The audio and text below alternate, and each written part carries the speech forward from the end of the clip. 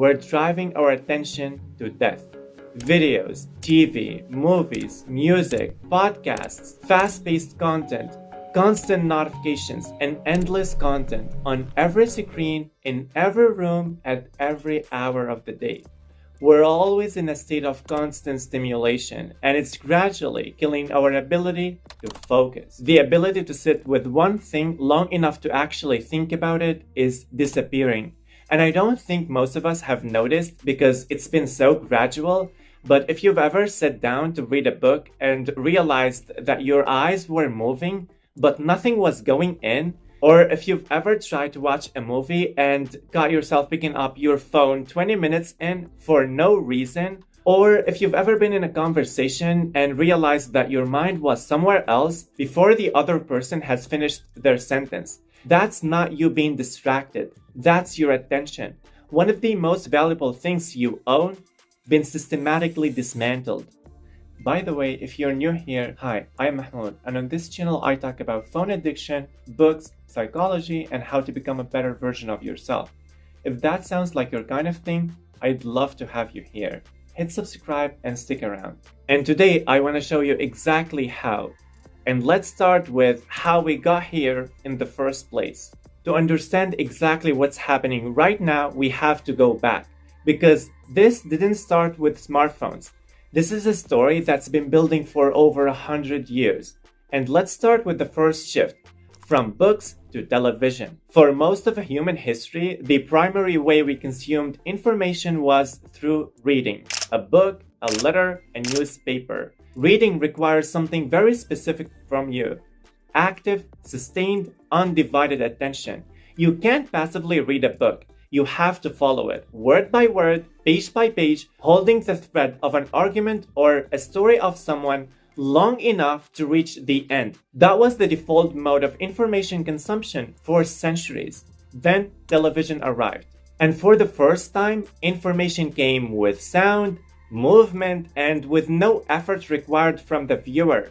You could sit down and receive it. And that's exactly where passive consumption was born. And then the second shift, from television to the internet. Television still had some structure, scheduled programming, fixed links, a beginning, a middle, and an end. The internet removed all of that. Infinite content, no endpoint, no schedule. You could stay as long as you wanted, and the content never ran out. But you still needed a computer, and you still needed some intention to actually sit with it and access it.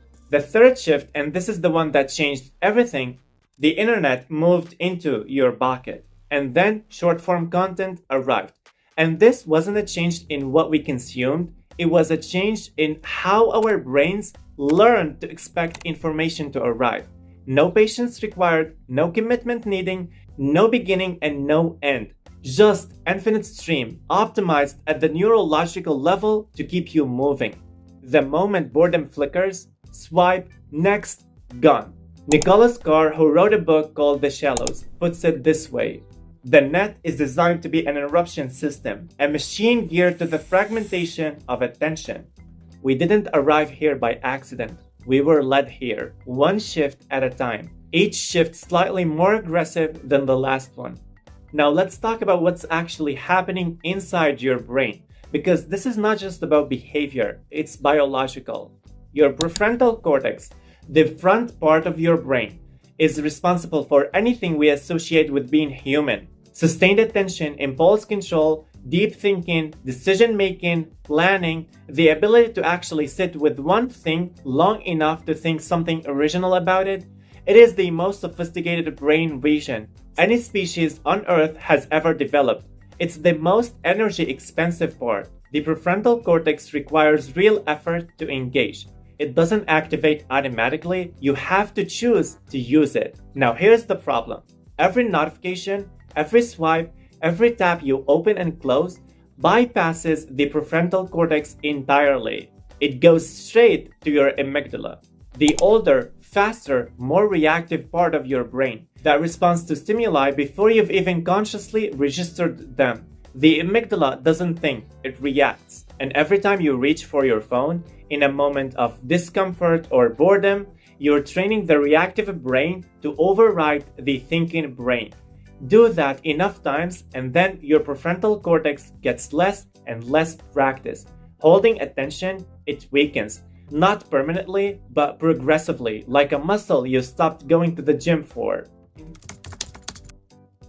Now here's the part that I think explains why focusing feels physically uncomfortable now. Dr. Anna Lemke, whose work we've talked a lot about before, explains that every dopamine spike tips the brain's pleasure-pain balance. Every time you get a notification, every time you reach for your phone and find something interesting, every time you swipe and see something new, your brain gets a hit of dopamine, and that hit of dopamine feels like relief, like possibility. And after each hit, the baseline drops slightly. Your brain recalibrates downward, which means the task waiting for you, the work, the book, the conversation, now has to compete with a brain that just experienced a much higher dopamine hit. And it can't compete because the task feels boring, flat, slow, unrewarding. Not because the task is wrong, not because you're lazy, but because your brain's baseline has been artificially elevated by the phone in your pocket. Cal Newport calls this the inability to tolerate boredom, and in his book, Deep Work, he argues that it's one of the most underrated obstacles to doing anything meaningful.